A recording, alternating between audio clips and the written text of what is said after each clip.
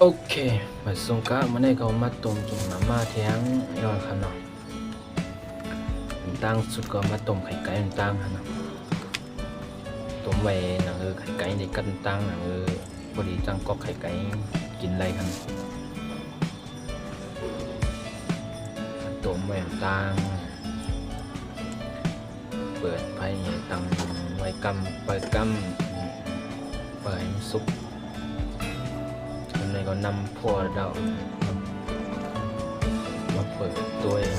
เดี๋ยวสุกก็สุกก็อับแล้วติดให้กำแล้วเนาะเก็บเสาไว้เอาเสาไว้เนื้อหวานมันกัดไอ้ไก่กัดให้มันออกมาขนาดนั้นเรื่องเปลี่ยนกับเปลือกนี่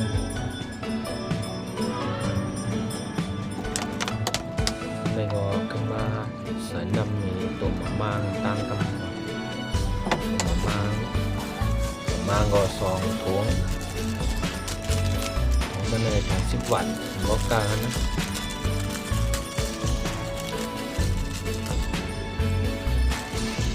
ตัวอย่างเขาเพชรดีนะเขาช่วยผมด้วยตัวอย่างก็น้ำตัวอย่างก็ขึ้นดีเพชรดีนะ